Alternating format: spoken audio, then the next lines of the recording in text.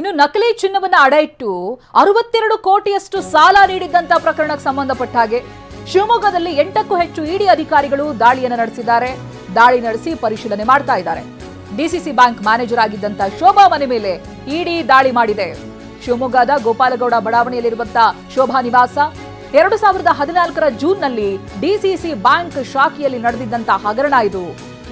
ಶಿವಮೊಗ್ಗದ ಗಾಂಧಿ ಬಜಾರ್ ನಗರದಲ್ಲಿ DCC bank ಶಾಖೆ ಇರುತ್ತೆ. ಆ ವೇಳೆ ಡಿಸಿಸಿ ಬ್ಯಾಂಕ್ ಶಾಖೆಯ ಮ್ಯಾನೇಜರ್ ಆಗಿ ಇದೇ ಶೋಭಾ ಇದ್ರು. ಅವ್ರ ಮನೆ ಮೇಲೆನೆ ಇದೀಗ ದಾಳಿ ಆಗಿರೋದು. ಬ್ಯಾಂಕ್ನ ವಾಹನ ಚಾಲಕನಾಗಿದ್ದ ಶಿವಕುಮಾರ್ ಮನೆ ಮೇಲೂ ಕೂಡ ರೇಡ್ ಆಗಿದೆ.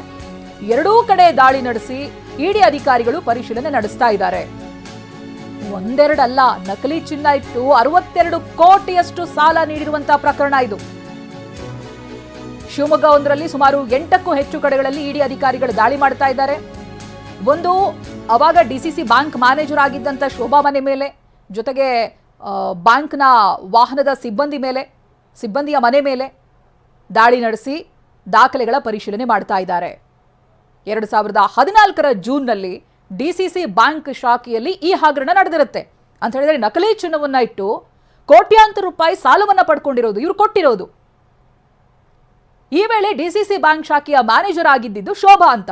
ಇದೀಗ ಯಾರ ಮನೆ ಮೇಲೆ ರೇಡ್ ಆಗ್ತಾ ಇದೋ, ಇಡಿ ಅಧಿಕಾರಿಗಳು ರೇಡ್ ಮಾಡಿ ಪರಿಶೀಲನೆ ನಡೆಸ್ತಾ ಇದ್ದಾರೋ ಇವರೇ ಅಂದಿನ ಡಿಸಿಸಿ ಬ್ಯಾಂಕ್ ಶಾಖೆಯ ಮ್ಯಾನೇಜರ್ ಆಗಿದ್ರು. ಈ ಬಗ್ಗೆ ಇನ್ನಷ್ಟು ಮಾಹಿತಿಯನ್ನು ಪಡೆದುಕೊಳ್ತಾ ಹೋಗ್ತೀನಿ. ಪ್ರತಿನಿಧಿ ಬಸವರಾಜ್ ಫೋನ್ ಸಂಪರ್ಕದಲ್ಲಿದ್ದಾರೆ. ಬಸವರಾಜ್, ಒಂದು ಡಿಸಿಸಿ ಬ್ಯಾಂಕ್ನ ಆಗಿನ ಮ್ಯಾನೇಜರ್ ಶೋಭಾ ಅವರ ಮೇಲೆ ಮನೆ ಮೇಲೆ ಉಳಿದಂತೆ ಬೇರೆ ಬೇರೆ ಕಡೆಗಳಲ್ಲಿ ರೇಡ್ ಆಗ್ತಾ ಇದೆ ಅನ್ನೋದು ಗೊತ್ತಾಗ್ತಾ ಇದೆ. ಯಾರ್ಯಾರ ಮನೆ, ಕಚೇರಿ, ಏನ್ ಅಪ್ಡೇಟ್ ಸಿಗ್ತಾ ಇದೆ ಬಸವರಾಜ್? ಬಸವರಾಜ್, ಧ್ವನಿ ಕೇಳಿಸ್ತಾ ಇದೆ ಅನ್ಕೊಳ್ತೀನಿ. ಬಸವರಾಜ್, ಒಂದು ಶೋಭಾ ನಿವಾಸದ ಮೇಲೆ ರೇಡ್ ಆಗ್ತಾ ಇರುವಂತ ದೃಶ್ಯಗಳನ್ನ ಗಮನಿಸ್ತಾ ಇದೀವಿ ನಾವು. ಏನೇನ್ ನಡೀತಾ ಇದೆ ಇವತ್ತು? ಶಿವಮೊಗ್ಗದ ಡಿಸಿಸಿ ಬ್ಯಾಂಕ್ ನಲ್ಲಿ 2014ರಲ್ಲಿ ಶಿವಮೊಗ್ಗದ ಗಾಂಧಿ ಬಜಾರ್ ಇದೆ. ಗಾಂಧಿ ಬಜಾರ್ ಅಂತ ಬ್ರಾಂಚ್ ಇದೆ. ಆ ಬ್ರಾಂಚ್ ನಲ್ಲಿ 62 ಕೋಟಿಗೂ ಅಧಿಕ ಕೂಡ ನಕಲಿ ಚಿನ್ನ ಇಟ್ಟು ಅದರ ಮೇಲೆ ಒಂದು ಹಗರಣ ಆಗಿತ್ತು. ಆ ನಕಲಿ ಚಿನ್ನ ಇಟ್ಟು ಸಾಲ ಪಡ್ಕೊಂಡಿದ್ರು. ಆ ಪ್ರಕರಣದ ತನಿಖೆ ಆಗಿತ್ತು. ಆ ಸಂದರ್ಭದಲ್ಲಿ ಕೂಡ ಏನ್ ಡಿಸಿಸಿ ಬ್ಯಾಂಕಿನ ಅಧ್ಯಕ್ಷ RM ಮಂಜುನಾಥ್ ಕೊಟ್ಟಿದ್ರು. ಅವರ ಅವಧಿಯಲ್ಲಿ ಆಗಿತ್ತು ಒಂದು ಹಗರಣ ಇದು. ಈ ಹಗರಣ ಸಂಪಟ್ಟಾಗಿ ಇವತ್ತು ಬೆಳಗ್ಗೆ ಕೂಡ ಇಡಿ ಅಧಿಕಾರಿಗಳು ಒಂದು ಶಾಕ್ ಕೊಟ್ಟಿರು ಅಂತ ಹೇಳ್ಬೋದು.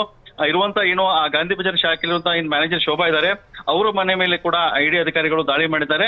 ದಾಳಿ ಮಾಡಿ ದಾಖಲೆಗಳನ್ನ ಪರಿಶೀಲನೆ ಮಾಡ್ತಾ ಇದ್ದಾರೆ ಒಂದ್ ಕಡೆ. ಆದ್ರೆ ಮತ್ತೊಂದು ಕಡೆಯಿಂದ ಶಿವಮೊಗ್ಗದಲ್ಲಿರುವಂತಹ ಏನು ಕಾಮಾಕ್ಷಿ ಬೀದಿ ಇದೆ, ಕಾಮಾಕ್ಷಿ ಬೀದಿ ಅಂತ ಏನು ಮಾಜಿ ಇದು ಚಾಲಕ ಶಿವು ಅಂತಿದ್ದಾರೆ, ಅವ್ರ ಮನೆ ಮೇಲೆ ಕೂಡ ಏನು ಇಡಿ ಅಧಿಕಾರಿಗಳು ದಾಳಿ ಮಾಡಿದ್ದಾರೆ. ಈ ಶಿವು ಯಾರಂತಂದ್ರೆ ಆ ಸಂದರ್ಭದಲ್ಲಿ 2014ರಲ್ಲಿ ಏನು ಡಿಸಿಸಿ ಬ್ಯಾಂಕ್ ಅಧ್ಯಕ್ಷ ಏನು RM ಮಂಜುನಾಥ್ ಕೊಟ್ಟಿದ್ರು, ಅವರ ಕಾರ್ ಚಾಲಕ ಆಗಿದ್ದಾವ ಶಿವು. ಇವನು ಈತನ ಮನೆ ಮೇಲೆ ಕೂಡ ದಾಳಿ ಮಾಡಿ ದಾಖಲೆಗಳನ್ನ ಪರಿಶೀಲನೆ ಕೂಡ ಮಾಡ್ತಾ ಇದ್ದಾರೆ. ಈ 2014ರಲ್ಲಿ ಒಂದು ದೊಡ್ಡ ಪ್ರಕರಣ ಆಗಿತ್ತು ಮಲೆನಾಡಲ್ಲಿ. ಎಲ್ಲರೂ ಕೂಡ ಈ ಒಂದು 62 ಕೋಟಿ ಅಧಿಕ ಏನು ನಕಲಿ ಚಿನ್ನ ಇಟ್ಟು ದೊಡ್ಡ ಪ್ರಮಾಣದಲ್ಲಿ ಸಾಲ ಪಡ್ಕೊಂಡು ಬ್ಯಾಂಕಿಗೆ ವಂಚನೆ ಮಾಡಿದ್ರು. ಈ ಸಂಪಟ್ಟಾಗಿ ಏನು ಗಾಂಧಿ ಬಜಾರ್ ಬ್ಯಾಂಕ್ ಏನು ಮ್ಯಾನೇಜರ್ ಇದ್ದಾರೆ ಆ ಶೋಭಾ ಮತ್ತೆ ಸೇರಿದಂತೆ ಇತರ ಮೇಲೆ ಪ್ರಕರಣ ದಾಖಲಾಗಿತ್ತು. ಮತ್ತೆ RM ಮಂಜುನಾಥ್ ಕೊಟ್ಟಿದ್ದಾರೆ, ಅವ್ರ ಮೇಲೂ ಪ್ರಕರಣ ದಾಖಲಾಗಿತ್ತು. ಪ್ರಕರಣ ಏನು ಈಗಲೂ ಕೂಡ ಕೋರ್ಟ್ ನಲ್ಲಿ ಇದೆ.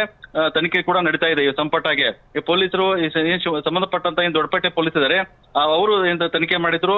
ತನಿಖೆ ಮಾಡಿ ಸಂಬಂಧಪಟ್ಟಂತ ಏನು ಸುಮಾರು ಏನು ಬ್ಯಾಂಕ್ ಸಿಬ್ಬಂದಿಗಳಾಗಿರ್ಬೋದು, ಮ್ಯಾನೇಜರ್ ಅಧಿಕಾರಿಗಳ ಮೇಲೆ ಕೇಸ್ ದಾಖಲೆ ಮಾಡಿದ್ರು.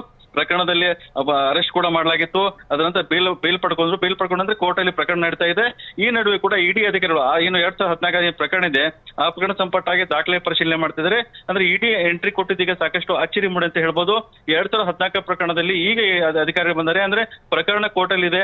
ಆ ಪ್ರಕರಣ ಕೋರ್ಟ್ ಬೇಕಾದ್ರೆ ಇಡಿ ಅಧಿಕಾರಿ ಬಂದ್ದಾರೆ. ಹಾಗಾಗಿ ಸಾಕಷ್ಟು ಒಂದು ಕುತೂಹಲ ಮೂಡಿಸಿ ಅಂತ ಹೇಳ್ಬೋದು. ಅಂದ್ರೆ ಏನು RM ಮಂಜುನಾಥ್ ಕೊಟ್ಟಿದ್ದಾರೆ, ಈಗಲೂ ಕೂಡ RM ಮಂಜುನಾಥ್ ಕೊಟ್ಟರು ಹಾಲಿ ಡಿಸಿ ಬ್ಯಾಂಕ್ ಅಧ್ಯಕ್ಷ ಕೂಡ ಆಗಿದ್ದಾರೆ. ಹಾಗಾಗಿ ಒಂದ್ ರೀತಿಯಿಂದ ಕೂಡ ಇಡಿ ಅಧಿಕಾರಿ ಬಂದು ಪರಿಶೀಲನೆ ಮಾಡ್ತಾ ಇದ್ದಾರೆ ಒಂದ್ ಕಡೆ. ಆದ್ರೆ ಮತ್ತೊಂದು ಕಡೆಯಿಂದ ಏನು ಡಿಸಿ ಬ್ಯಾಂಕ್ ನ ಅಧ್ಯಕ್ಷ ಇದ್ದಾರೆ, ಆ ಅಧ್ಯಕ್ಷರಿಗೂ ಬಿಸಿ ಮುಟ್ಟಿಸುವಂತ ಪ್ರಯತ್ನ ಕೂಡ ಇಡಿ ಅಧಿಕಾರಿಗಳು ಮಾಡ್ತಾ ಇದೆ ಅಂತ ಹೇಳ್ಬೋದು ಪರೋಕ್ಷವಾಗಿ. ರೈಟ್, ಥ್ಯಾಂಕ್ ಯು ಬಸವರಾಜ್ ಮಾಹಿತಿಗಾಗಿ.